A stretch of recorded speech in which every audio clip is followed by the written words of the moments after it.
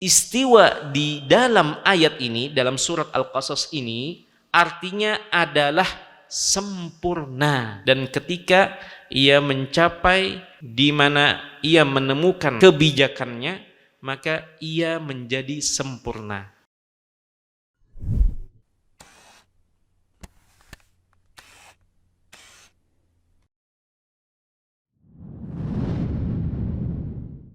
Assalamualaikum warahmatullahi wabarakatuh. Alhamdulillahilladzi arsala rasulahu bil huda wa dinil haqq liyudhhirahu 'alad din kullihi wa kafa bihi shahida. Asyhadu an la ilaha illallah wahdahu la syarika lah wa asyhadu anna Muhammadan 'abduhu wa rasuluh. Allahumma shalli wa sallim wa barik 'ala nabiyyika wa rasulika Muhammad bin Abdullah wa ala alihi wa sahbihi wa mawalah, amma ba'd. Hadirin jemaah Masjid As-Salam yang dimuliakan oleh Allah, segala puji bagi Allah atas segala nikmat dan karunia yang diberikannya kepada kita semua. Di antaranya adalah nikmat iman, nikmat kesehatan, dan pertolongan untuk bisa sama-sama menapakkan kaki di masjid yang semoga diberkahi oleh Allah ini. Salawat dan salam semoga senantiasa tercurahkan kepada junjungan kita Nabi Muhammad sallallahu alaihi wasallam beserta segenap keluarga dan para sahabat beliau hingga akhir zaman kelak. Jemaah sekalian yang dimuliakan oleh Allah, kita tiba pada pertemuan kelima dari kajian kitab Aqidah Ar-Raziyain yang dibawakan atau ditulis oleh Al-Lalikai rahimahullahu ta'ala dalam kitab beliau Syarhu Usuli I'tiqadi Ahli Sunnati wal Jamaah, di mana kita tiba pada atau kita sampai pada pembahasan yang berbeda dari pembahasan yang keempat sebelumnya. Kalau pembahasan sebelumnya kita membahas tentang sahabat Nabi sallallahu alaihi wasallam, maka pada pembahasan kali ini kita akan membahas tentang sifat-sifat Allah Jalla fi'ula, yang mana Abu Zur'ah Ar-Razi dan Abu Hatim Ar-Razi, mereka berdua meyakini hal ini. Di antara akidah yang mereka yakini adalah terkait bahasan tentang sifat Allah ini. Baik, kita bacakan langsung redaksi dari akidah yang mereka yakini ketika mereka ditanya oleh anak dari Abu Hatim, yaitu Abdurrahman ibn Abi Hatim. Dia mengatakan bahwa apa yang diyakini oleh bapaknya Abu Hatim dan juga Abu Zur'ah ini terkait sifat Allah, wa annallaha azza wa jalla ala arshihi bainun min khalqihi. Mereka meyakini bahwasanya Allah azza wa jalla berada di atas arsy-Nya, berada di atas arsy-Nya. Bainun min khalqihi, terpisah dari makhluknya, terpisah dari makhluknya. Kama wasafa nafsahu fi kitabihi, sebagaimana Allah menyifati dirinya, menyebutkan tentang keberadaannya ini di dalam Al-Qur'anul Karim. Wa ala lisani rasulihi, dan sesuai atau sebagaimana terdapat pada hadis Nabi sallallahu alaihi wasallam. Bila kaifin, tanpa kaif. Kita akan jelaskan nanti maksud dari perkataan atau apa yang disebutkan di sini bila kaifin, tanpa kaif. Ahata bi kulli syai'in ilma. Allah meliputi seluruh sesuatu, segala sesuatu dengan ilmunya. Laisa kamitslihi syai'un wa huwas samiul basir. Tidak ada yang serupa, yang semisal dengan Allah, dan dialah yang maha mendengar lagi maha melihat. Selesai kutipan terkait sifat Allah pada akidah dua razi ini. Paragraf berikutnya terkait pembahasan yang berbeda, pembahasan tentang hari akhir. Artinya pembahasan tentang sifat-sifat Allah ini hanya yang tadi kita sebutkan saja. Sangat sederhana tentang di manakah Allah Jalla fi'ula. Mereka berdua, dua imam kaum muslimin ini, yaitu Abu Hatim dan Abu Razi, Abu Zur'ah dan Abu Hatim, mereka berdua meyakini bahwasanya Allah itu berada di atas arsy-Nya, bainun min khalqih, terpisah dari makhluknya. Artinya Allah tidak menyatu dan tidak berada di muka bumi ini. Kama wasafa nafsahu fi kitabihi, sebagaimana Allah menyebutkan hal ini di dalam kitab sucinya, dan sebagaimana Rasulnya memberikan gambaran tentang Allah melalui lisan Rasulnya, bila kaifin, tanpa kaif. Kaif di sini dimaknai dengan arti tanpa membagaimanakan atau ta'yinu kaifiyatin, tanpa menentukan kaifiyat atau bagaimana keberadaan Allah di atas arsy-Nya tersebut, tanpa membagaimanakan atau tanpa menentukan hakikat dari keberadaan Allah di atas arsy tersebut seperti ini atau seperti itu. Tidak demikian. Kita meyakini, atau mereka berdua meyakini, Allah itu berada di atas arsy-Nya dan terpisah dari makhluknya, akan tetapi ilmu Allah itu meliputi segala sesuatu. Dan ini yang diyakini oleh mereka berdua, para imam kaum muslimin ahlu sunnah wal jamaah.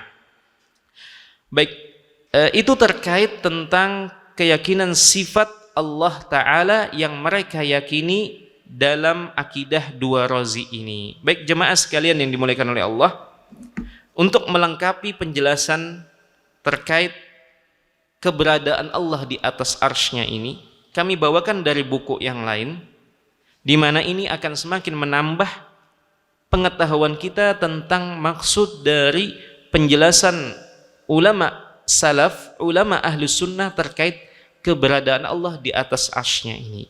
Baik, yang pertama, pada perkataan pada akidah dua razi ini disebutkan Allah itu berada di atas arsy-Nya, dan ini senada dengan sejumlah ayat suci Al-Quranul Karim terkait Allah berada di atas arsy-Nya.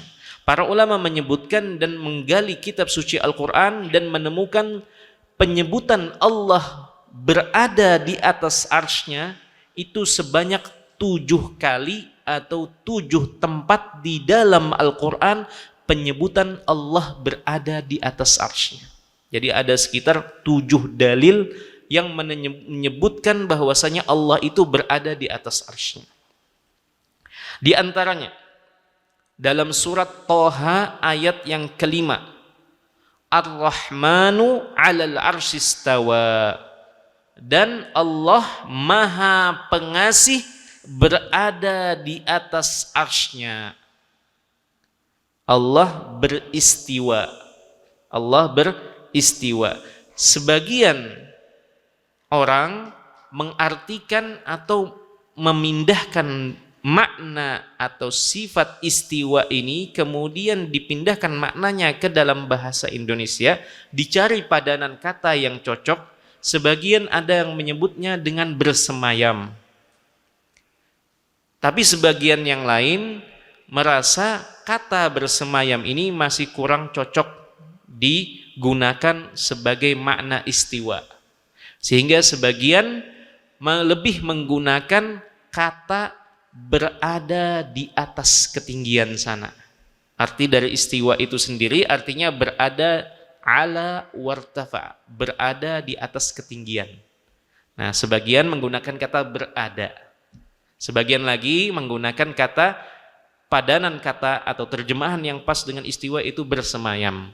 Baik, itu salah satu dari 7 tempat di dalam Al-Quranul Karim terkait sifat istiwa yang Allah sematkan pada dirinya. Dan di samping itu pula, ulama salaf bersepakat melakukan ijma, kesepakatan terkait keberadaan Allah ini, yaitu berada di atas arsy-Nya. Jadi selain dalil Al-Quranul Karim, dalil hadis Nabi Sallallahu Alaihi Wasallam, ulama salaf sepakat semuanya terkait keberadaan Allah di atas arsy-Nya. Di atas arsy-Nya. Baik jemaah sekalian yang dimuliakan oleh Allah, itu terkait tentang penyebutan Allah berada istawa di atas arsy-Nya. Tetapi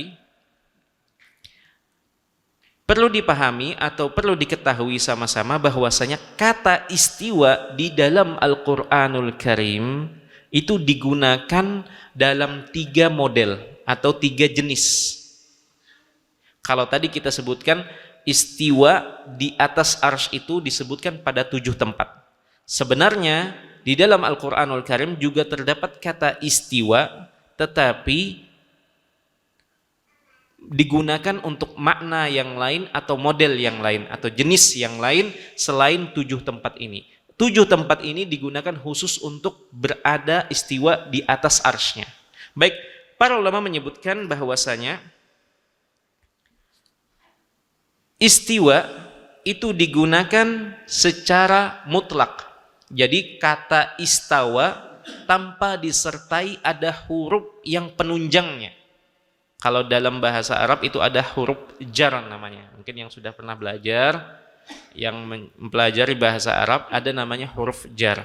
Jadi kata ini tanpa ada huruf yang menggandengnya, hanya murni istawa. Kalau yang tadi kita sebutkan istiwa ala, berada di atas arsy, itu ada kata alanya, huruf yang menggandeng kata istiwa ini. Nah, di dalam Al-Quran itu ada model penggunaan secara mutlak dan maknanya pun berbeda dengan yang tadi kita sebutkan. Contohnya adalah terdapat dalam surat Al-Qasas ayat ke-14 jemaah sekalian. Allah Ta'ala berfirman, "Walamma balagha asyuddahu wastawa." Istiwa di dalam ayat ini, dalam surat Al-Qasas ini, artinya adalah sempurna. Dan ketika ia mencapai titik di mana ia menemukan kebijakannya, maka ia menjadi sempurna. Ini dalam surat Al-Qasas. Kemudian model yang kedua adalah digandeng dengan kata ila. Jadi istawa dengan kata ila. Kalau yang tadi cuma istawa. Walamma balagha asyuddahu wastawa. Wastawa di sini tanpa ada embel atau tanpa ada gandengan kata yang lain, itu menunjukkan makna sempurna atau selesai. Ini model yang pertama. Model yang kedua menggunakan kata gandengan ila. Ila. Ila di dalam bahasa Arab diartikan ke atau kepada. Jadi istiwa ke. Sebagaimana contohnya dalam surat Al-Baqarah ayat ke-29. Allah Ta'ala berfirman, "Tsummastawa ilas sama." Tsummastawa ilas sama. Di sini diperhatikan istawa, Allah menyebutkan tentang dirinya setelah Allah menciptakan langit dan bumi, tsummastawa ilas sama. Kemudian Allah istiwa ke sama, ke langit. Maksud dari istawa ilas sama ini maksudnya adalah menuju ke arah ketinggian. menuju ke arah ketinggian. Itu kalau digandeng dengan kata ke atau kepada. Ini model yang kedua. Model yang ketiga, jamaah sekalian yang dimuliakan oleh Allah, atau bentuk yang ketiga dari penggunaan kata istiwa di dalam Al-Qur'anul Karim, itu menggunakan kata gandeng ala. Kalau yang tadi ila, yang sekarang ala, di atas, di atas.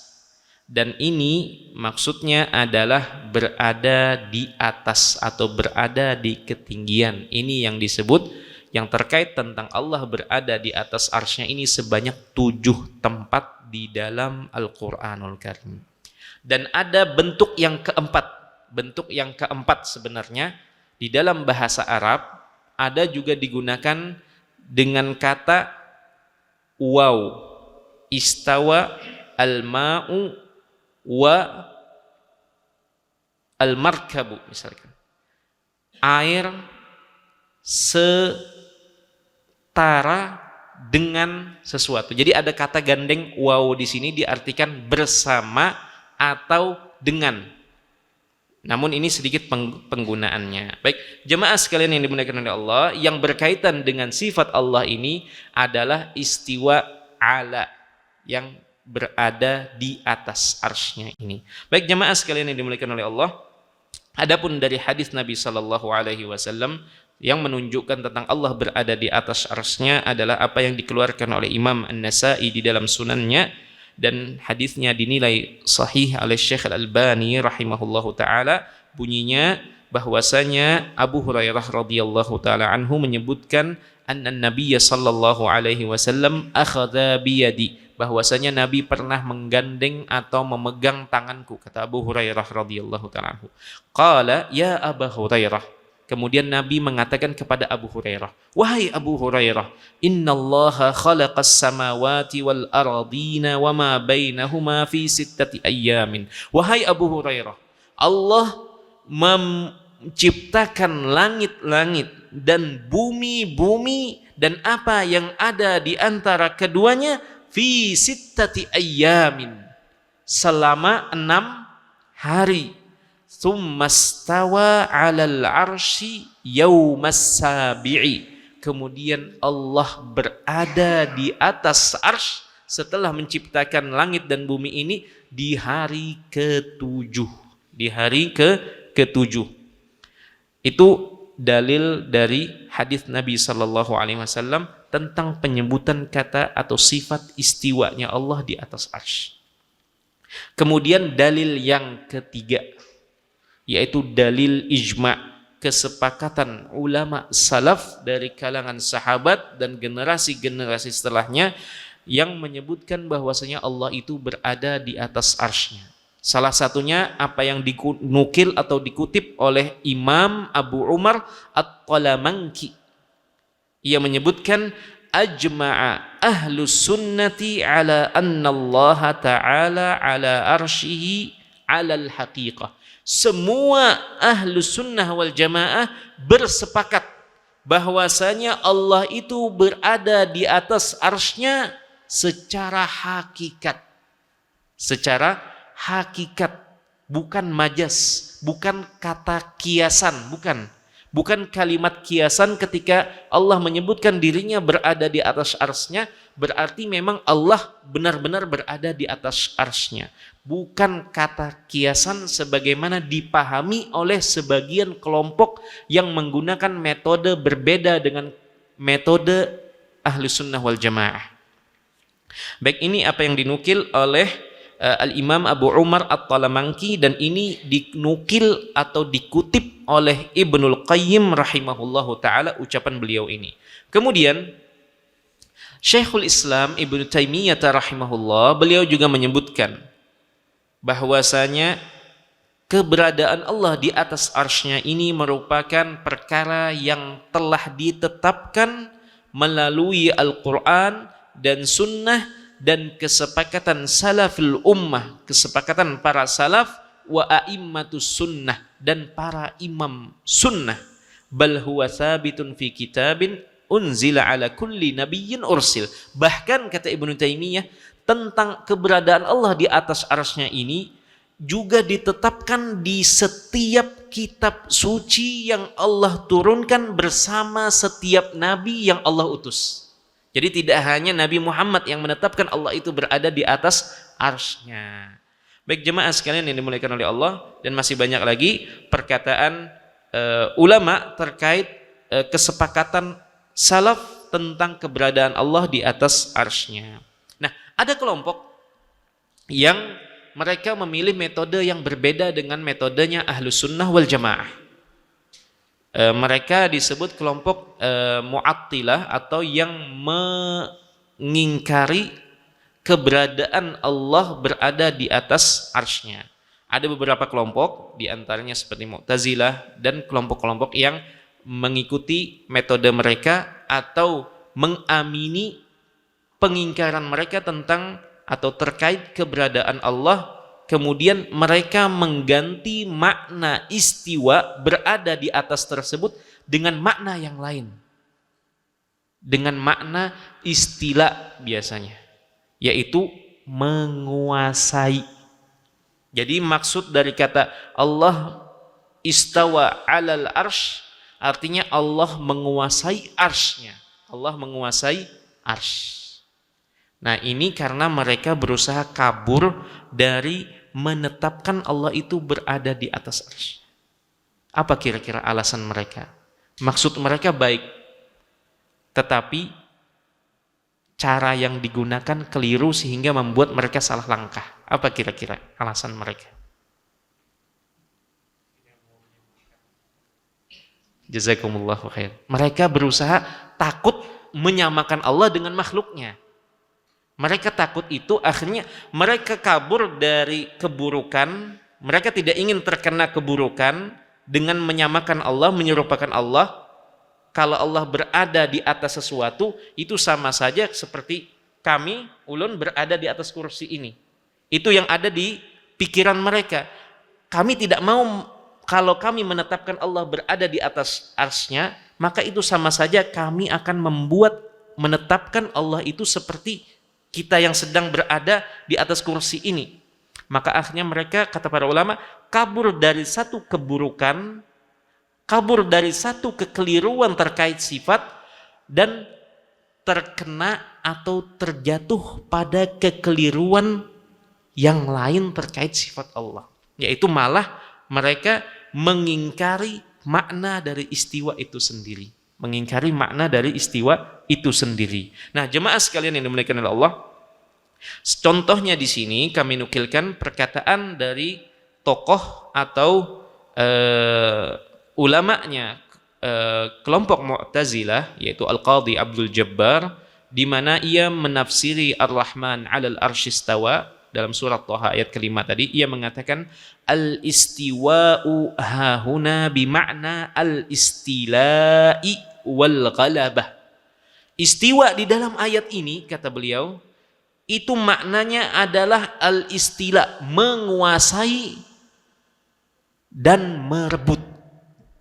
Menguasai dan merebut. Ini disebutkan oleh ulama Mu'tazilah ini di dalam kitabnya, dan kitabnya masih ada sampai sekarang, namanya Syarhul Usulil Khamsah. Artinya kita tidak mengada-ada, Ahlus Sunnah tidak mengada-ada, tidak berbohong bahwasanya kelompok ini mengatakan demikian, tidak.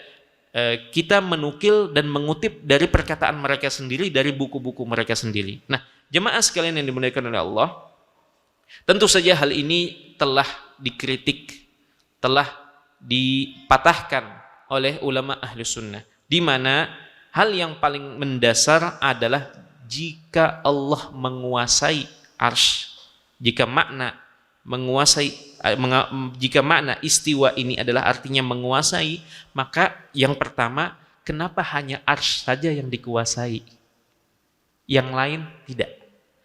Ini yang pertama. Yang kedua, jemaah sekalian, adalah jika Allah menguasai, artinya sebelumnya Allah tidak menguasai arsy sampai kemudian Allah berhasil menguasainya. berhasil mencaplok arsy-Nya. Itu konsekuensi dari menggeser makna yang sebenarnya kepada makna yang lain. Kenapa para ulama ahlu sunnah menggunakan metode logika kepada mereka? Karena mereka ini mengkultuskan akal dan logika, mengagungkan metode akal melebihi dalil Al-Quran maupun hadis. Bagi mereka, jemaah sekalian yang dimuliakan oleh Allah, penggunaan dalil logika itu yang utama, adapun dalil Al-Quran maupun hadis itu adalah hanya sebagai penopang atau pelengkap. Sedangkan ahlu sunnah atau salaf berbeda. Yang dijadikan utama dan patokan dasar itu adalah Al-Quran dan sunnah. Kalau akal bisa masuk, alhamdulillah. Kalau tidak, itu yang digunakan. Kalau mereka tidak, Pak. Mereka berani sampai menolak Al-Quran, menolak ayat terkait sifat-sifat Allah, karena mereka mengatakan itu tidak masuk di akal, atau itu bertentangan dengan dalil akli yang ada pada mereka. Makanya Ibnu Taimiyah rahimahullahu ta'ala mengarang sampai buku cukup tebal. Beliau menegaskan tentang bantahan terkait akal itu, akal yang sehat tidak akan menentang dalil yang sahih. Dan jika memang ada anggapan bertentangan, maka yang wajib dikedepankan adalah dalil syar'i, dalil Al-Quran maupun hadis. Karena mereka menggunakan yang berbeda. Yang dikedepankan kalau ada bertentangan, seperti Al-Fakhrur Razi, ia mengatakan jika terjadi pertentangan, ada kontradiksi antara dalil syariat, dalil syar'i, Al-Quran atau hadis, dengan dalil akal. Mereka menamakan dalil akal. Jadi logika itu termasuk dalil bagi mereka. Jika terjadi pertentangan, kontradiksi antara dua hal ini, maka yang dikedepankan atau yang diambil adalah dalil akal ini. Adapun dalil Al-Quran atau dalil hadis, dalil syar'i ini, itu maka digeser ke arah yang mendukung dalil akal ini.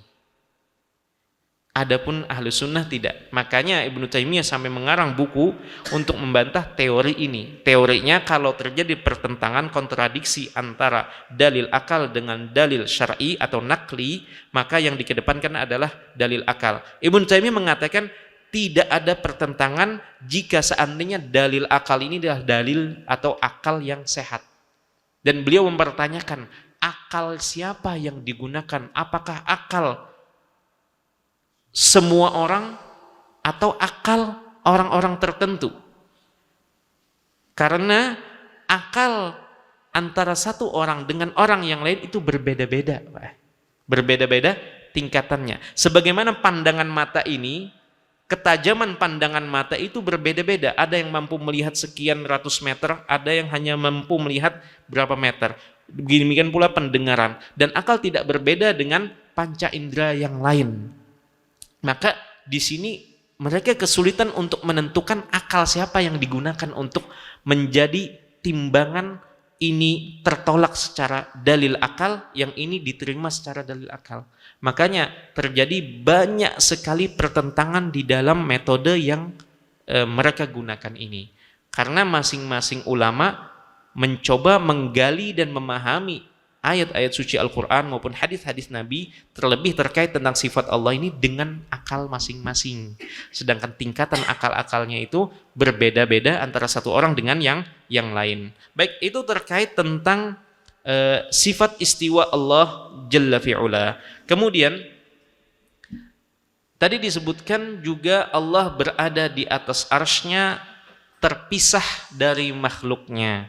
Karena Allah Ta'ala berada di atas ketinggian dan memiliki sifat al-ulu, sifat tinggi, maha tinggi. Dan Allah tidak bersama atau tidak bercampur dengan makhluknya. Baik, kita membahas bahasan berikutnya tentang sifat ulu, kemahatinggian Allah, di mana kata ulama di antaranya Syekh Ibnu Utsaimin rahimahullahu taala, beliau menyebutkan uluwullahi taala min sifatihi adz-dzatiyah. Ketinggian, kemahatinggian Allah itu merupakan bagian dari sifat zatnya Allah Ta'ala, dan itu terbagi dua. Ada kemahatinggian zatnya dan ada kemahatinggian sifatnya. Jadi ada kemahatinggian zatnya Allah itu berada di ketinggian, dan juga sifat Allah itu memiliki sifat kemahatinggian juga. Baik jemaah sekalian yang dimuliakan oleh Allah, maksud dari kemahatinggian terkait sifat Allah artinya setiap sifat Allah itu merupakan sifat yang tertinggi dan paling puncak dalam kesempurnaan. Sifat apa saja? Sifat apa saja yang ada pada Allah itu merupakan sifat yang tertinggi dalam kesempurnaan. Baik, kemudian maksud dari jenis yang kedua atau bagian yang kedua, kemahatinggian terkait zatnya Allah Ta'ala. Maksudnya adalah Allah dengan zatnya berada di atas arsy-Nya, di atas seluruh makhluk Allah Ta'ala, dan ini telah ditetapkan melalui Al-Quran, hadis, ijma, kesepakatan, akal, dan fitrah. Ada berapa? Ada 5 sisi yang menopang tentang Allah ini berada di atas ketinggian, atau Allah memiliki sifat maha tinggi ini yang sulit untuk dibantah atau diingkari oleh setiap makhluk. Okelah mengingkari ayat suci Al-Quran atau mengingkari hadis Nabi SAW, tapi fitrahnya sulit untuk mengingkari. Secara fitrah manusia itu kalau berdoa itu ke atas. Bahkan yang mengingkari ayat-ayat istiwa sekalipun, kalau mengatakan yang di atas maha tahu, kalau dizolimi ada haknya dirampas atau dizolimi orang kemudian tidak mendapatkan haknya, gimana kan? Yang di atas maha tahu ya. Artinya secara fitrah ia tidak bisa kabur, tidak bisa menghindar, karena keberadaan Allah di atas arsy-Nya, di atas seluruh makhluk dengan zatnya itu dari 5 sisi sekaligus, dari dalil Al-Quran, hadis Nabi, kesepakatan ulama, secara fitrah, dan juga secara akal manusia. Baik, kita langsung lanjutkan jemaah sekalian yang dimuliakan oleh Allah. Kita sebutkan satu dari Al-Quranul Karim dan satu dari hadis Nabi Sallallahu Alaihi Wasallam tentang Allah itu berada di atas atau berada di ketinggian di atas seluruh makhluknya. Yang pertama adalah Allah menyebutkan tentang bagaimana penciptaan langit dan bumi dalam surat Al-A'raf ayat 54. Allah berfirman, Inna rabbakumullahu alladhi khalaqas samawati wal arda fi sittati ayyamin thumma stawa 'alal arsy. Sesungguhnya Rabb kalian itu adalah Allah yang menciptakan langit dan bumi pada 6 hari. Thumma stawa 'alal arsy. Kemudian Allah beristiwa, berada di atas arsy-Nya, berada di atas arsy-Nya. Baik jemaah sekalian yang dimuliakan oleh Allah. Dan masih banyak lagi hadis atau ayat-ayat terkait tentang keberadaan Allah di atas seluruh makhluknya, seperti naiknya sejumlah hal ke atas, naiknya sejumlah hal kepada Allah, seperti naiknya al-kalimut thayyib, perkataan yang baik dan amal soleh itu naik kepada Allah Ta'ala. Kemudian naiknya Nabi Isa kepada Allah Ta'ala ketika beliau hendak dibunuh, Allah menaikkan Nabi Isa ke sisinya. Kemudian ada pula dengan turunnya sejumlah hal dari atas, dari sisi Allah Ta'ala, seperti turunnya Al-Quranul Karim, turunnya Jibril, itu menunjukkan Allah Ta'ala berada di atas arsy-Nya. Yang menarik jemaah sekalian yang dimuliakan oleh Allah, tentang kemahabesaran Allah dan keberadaan Allah di atas arsy-Nya. Dalam sebuah hadis yang cukup panjang, Nabi SAW menyebutkan dan menyampaikan tentang jarak antara satu langit ke langit berikutnya. Kita ada berapa langit, Pak? 7. Apa dalilnya? Di dalam Al-Quranul Karim dan di dalam hadis Nabi SAW disebutkan tentang langit ini jumlahnya 7 dan bumi juga semisal dengannya, artinya juga 7 lapis. Baik, yang menarik adalah dalam hadis tersebut Nabi SAW menyampaikan jarak antara satu langit dengan langit berikutnya. Langit yang kita lihat ini adalah merupakan langit dunia atau langit yang paling rendahnya. Langit yang paling rendahnya. Antara jarak satu langit ini ke langit berikutnya itu sejauh perjalanan 500 tahun. Sebagaimana disebutkan dan diterangkan oleh Nabi SAW. Jarak 500 tahun, kita sendiri tidak tahu bagaimana. Yang jelas antara satu langit ke atap langit berikutnya atau ke sisi langit berikutnya itu sebanyak atau selama perjalanan 500 tahun. Begitu pula antara langit yang kedua menuju langit yang ketiga itu jaraknya 500 tahun. Sampai begitu seterusnya sampai ke langit yang ketujuh. Kemudian di atas langit yang ketujuh apa kira-kira?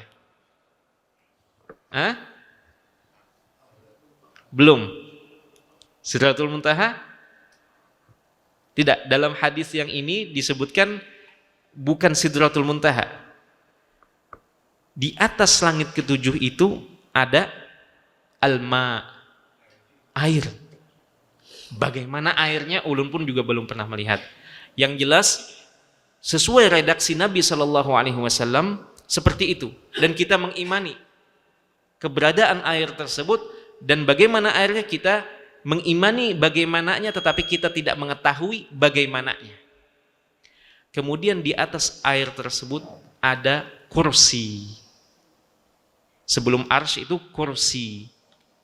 Makanya Ibnu Abbas radhiyallahu taala anhu ketika menyebutkan tentang tafsir dari ayat kursi, Allahu la ilaha illa huwal hayyul qayyum la ta'khudhuhu sinatu wa la naum lahu ma fis samawati wasi'a kursiyyuhus samawati wal ardh. Kursi dalam ayat ini Ibnu Abbas radhiyallahu taala anhuma menyebutkan bahwasanya al-kursi maudhi'u al-qadamaini. Memang ada beberapa pendapat terkait tafsir makna dari kursi. Ayat kursi yang kita semua masing-masing hafal. Namun yang paling mendekati adalah perkataan atau tafsirannya Ibnu Abbas bahwasanya kursi dalam ayat kursi ini yang meliputi atau luasnya itu lebih luas dari langit-langit dan bumi ini, yaitu maudhi'ul qadamaini, tempat pijakan kaki. Maudhi'u qadamai rahman, tempat pijakan kaki Allah Ta'ala. Itu kursi saja luasnya seluas langit dan bumi.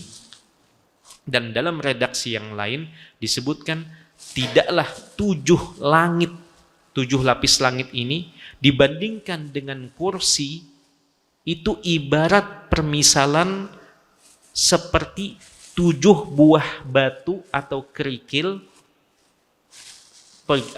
Penggambaran tentang ukuran 7 langit ini dibandingkan dengan ukuran kursi dilemparkan di tengah padang bi'ardin falah, di tengah padang pasir yang luas dengan 7 butir ini. Artinya ukurannya sangat jauh berbeda. Kemudian di atas kursi tersebut barulah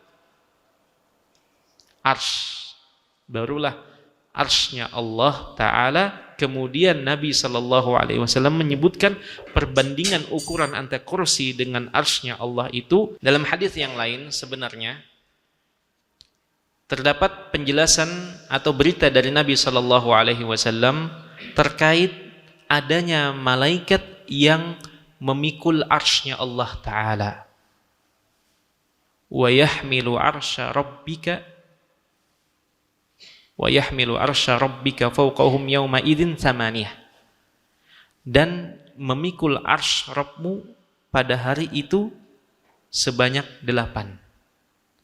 Dan Nabi SAW menyebutkan tentang gambaran ukuran malaikat yang memikul ini. Nabi menyebutkan sedikit gambaran di mana beliau menyebutkan ma baina syahmati uzunihi, malaikat ini ma baina syahmati uzunihi, sampai ke pundaknya, dari daun telinganya sampai ke pundaknya ini, ma baina samai wal ard, jaraknya, ukurannya itu seperti antara langit dan bumi, artinya sangat besar sekali.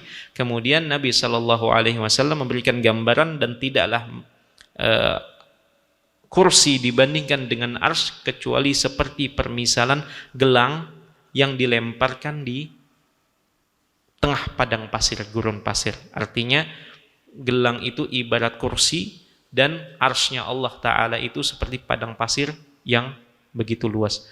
Wallahu ta'ala fawqa arsyihi, dan Allah di atas arsy-Nya, dan Allah yang maha besar.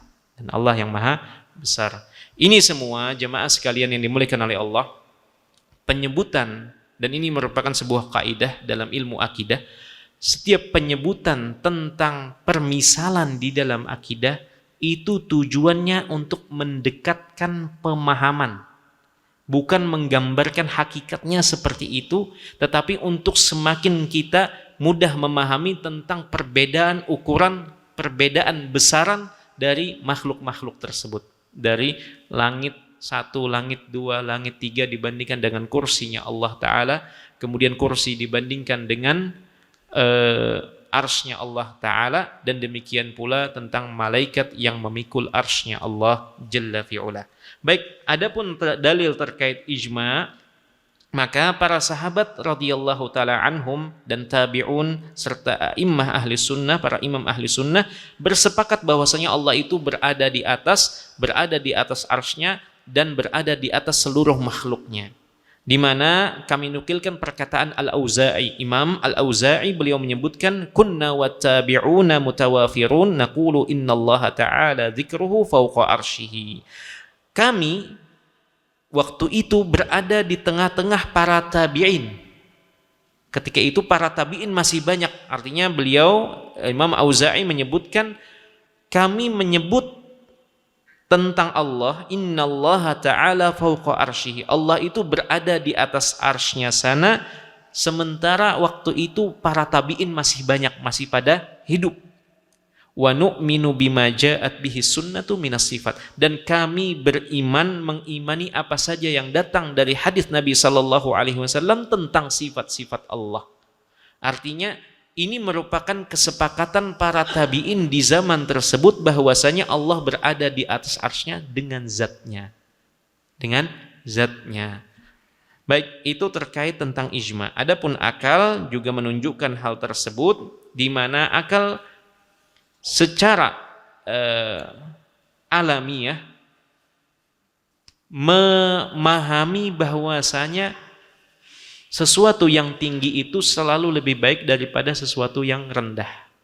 Sesuatu yang tinggi itu selalu lebih baik daripada yang rendah. Ini secara logika manusia, logika berpikir manusia, selalu mereka memandang bahwasanya sesuatu yang tinggi itu jauh lebih baik daripada sesuatu yang rendah. Itu secara akal. Kemudian secara fitrah, sebagaimana kita ketahui, kita dapati dari diri kita, di mana kita selalu mengarah kepada yang di atas.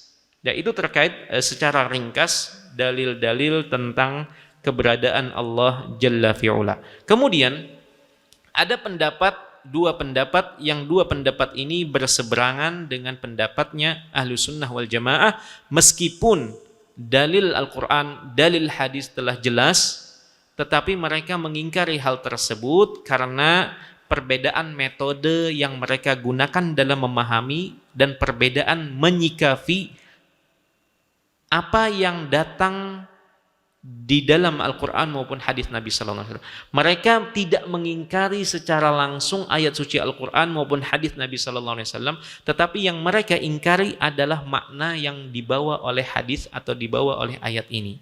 Nah, makanya mereka bermain di maknanya, bukan di lafadznya. Baik jemaah sekalian yang dimuliakan oleh Allah, pendapat yang pertama adalah mengatakan bahwa tentang keberadaan Allah ini.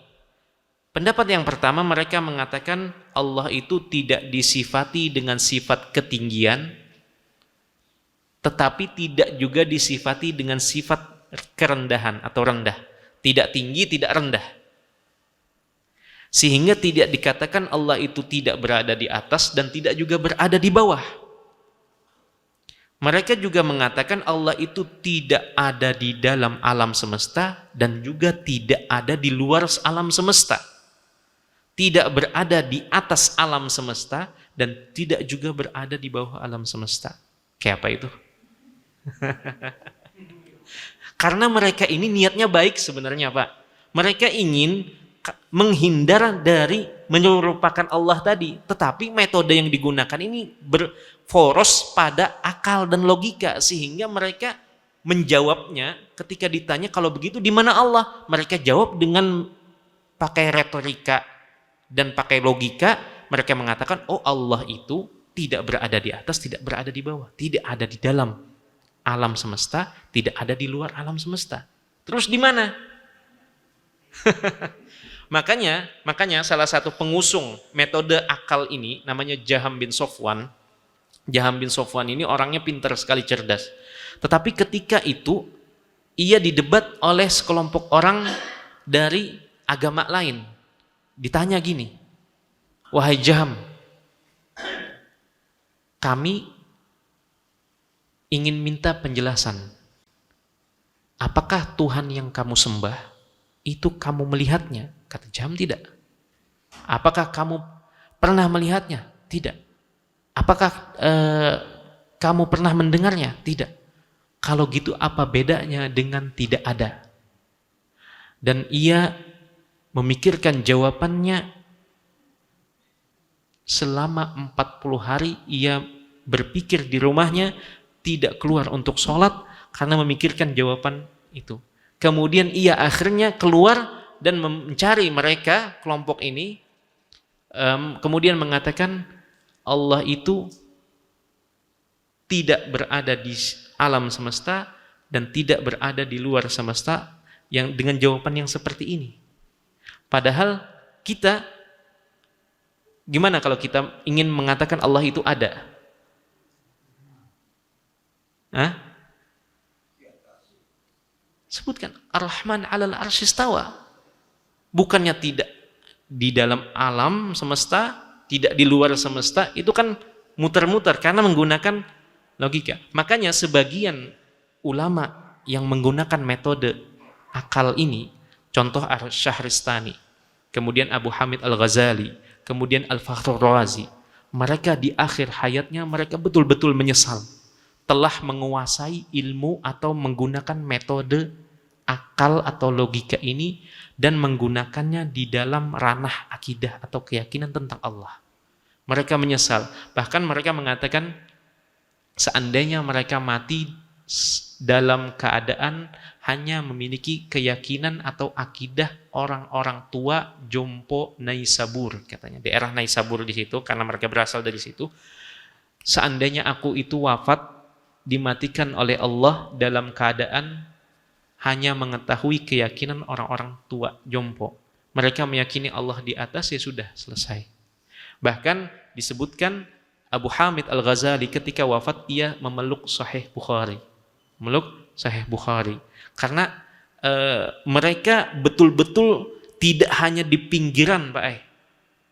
Tidak seperti, mohon maaf, sehebat apapun ulama zaman ini tidak ada dibandingkan dengan kehebatan mereka ini. Syahristani, Al-Fakhrur Razi, Al-Juwaini, itu orang-orang luar biasa. mereka ini tidak hanya basah-basah selutut terkait metode logika ini. Mereka betul-betul menyelam ke dalam. Menyelam sampai ke dalam-dalamnya. Itu mereka. Kalau dibandingkan dengan orang sekarang, ulama sekarang, itu tidak ada apa-apanya. Nah, jemaah sekalian yang dimuliakan Allah, itu pendapat yang pertama.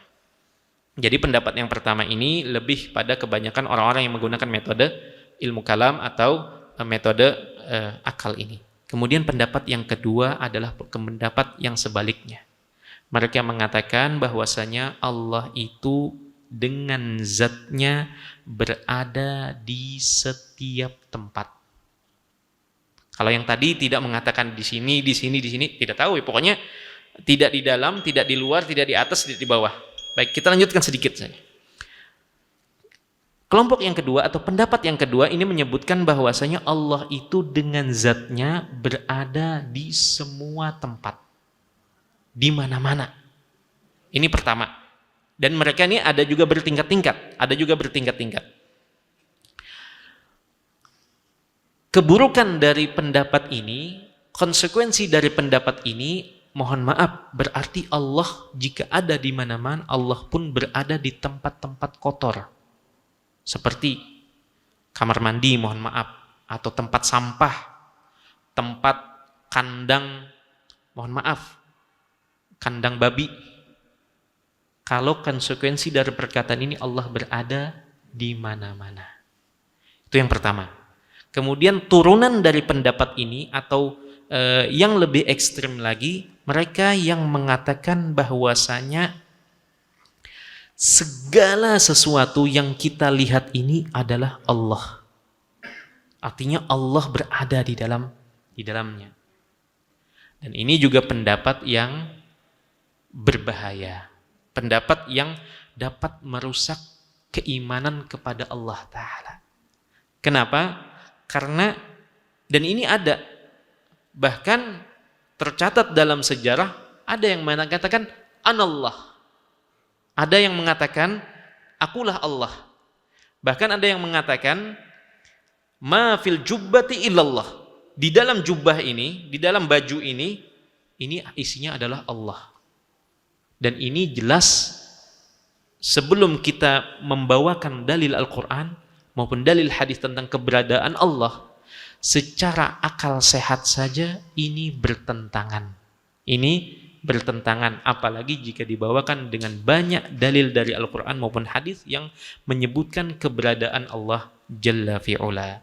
Nah, tentu saja para ulama telah menyebutkan tentang kekeliruan dua pendapat ini dan membenarkan serta meluruskan dan menyebutkan bantahan terkait dua pendapat yang berseberangan ini. Yang satu mengatakan kami tidak menyifati Allah berada di atas ketinggian dan tidak juga menyifati lawannya yaitu berada di kerendahan. Tidak menyebutkan Allah berada di dalam semesta ini dan tidak menyebut Allah berada di luar semesta ini. Ketika ditanya di mana Allah, yaitu yang mereka dapat berikan. Kemudian yang satunya, pendapat yang lain, mereka mengatakan Allah berada di mana-mana, di semua tempat. Kemudian yang lebih ekstrim lagi, perkataan ini, ada sebagian orang yang meyakini bahwasanya Allah itu berada di setiap makhluknya. Dan inti juga nanti terbagi dua. Ada yang bercampur, artinya tidak jelas lagi mana makhluk, mana Allah. Artinya seperti, gambaran mudahnya, seperti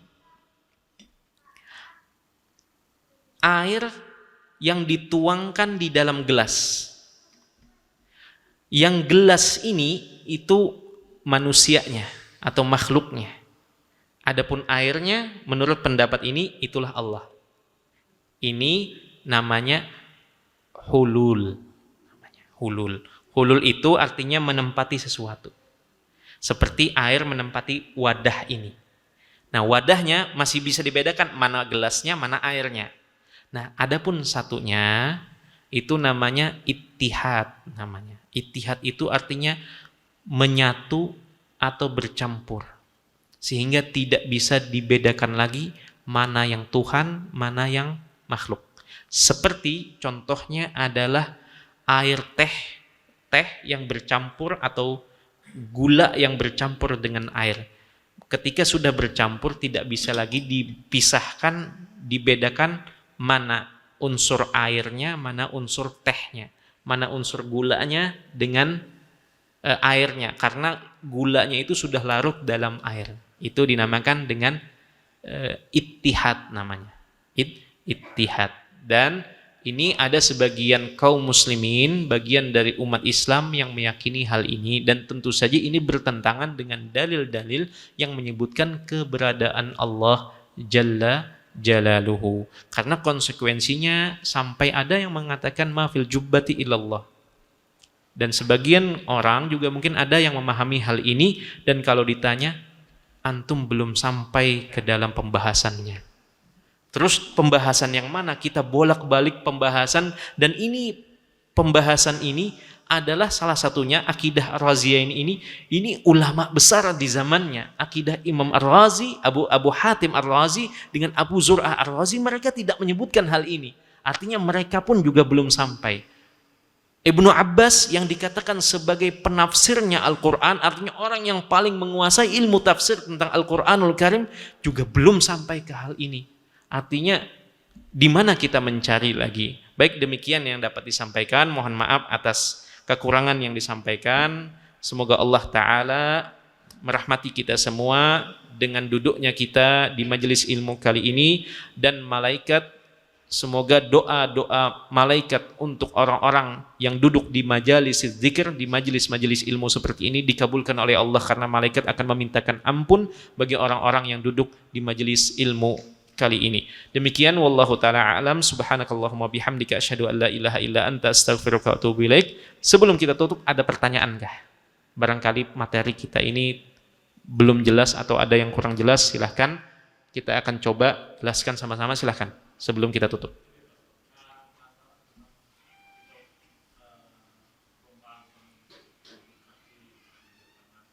Gimana? Apa?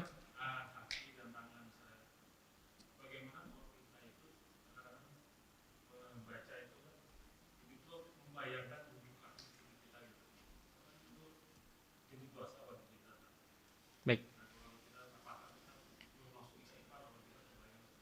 Ya, bagaimana ketika kita membaca tentang, terlebih hadis lah, banyak hadis yang menyebutkan sifat-sifat yang tidak disebutkan di dalam Al-Quranul Karim. Seperti Allah itu tertawa, Allah itu takjub, itu disebutkan dalam hadis-hadis Nabi SAW. Termasuk juga tentang Allah itu memiliki wajah, dan kalau wajah disebutkan di dalam Al-Quranul Karim, wa yabqa wajhu rabbika dzul jalali wal ikram. Kemudian Allah memiliki tangan. Nah, lantas kita sebagai seorang muslim ketika mendapati hal ini, kemudian secara tidak sengaja kan, kalau sengaja nah ini yang masalah.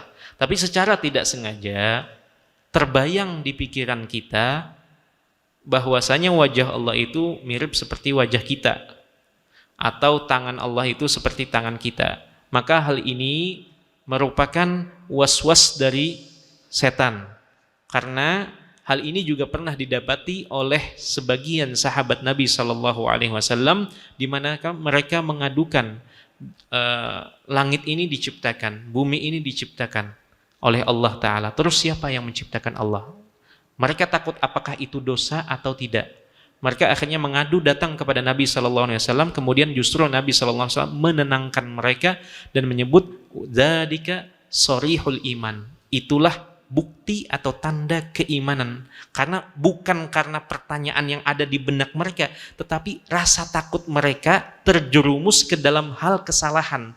Itu adalah indikator keimanan. Jadi dapat dibedakan, bukan karena mereka membayangkan siapa yang menciptakan Allah, bukan, tetapi ketakutan mereka, kekhawatiran mereka, itu yang merupakan tanda keimanan. Sama seperti kasus bagi orang yang secara tidak sengaja membayangkan tangannya Allah itu seperti tangannya kita, itu merupakan indikator masih ada rasa takut terjerumus ke dalam hal kekeliruan. Maka insya Allah Ta'ala tidak akan berdosa selama hal tersebut tidak dilakukan secara sengaja.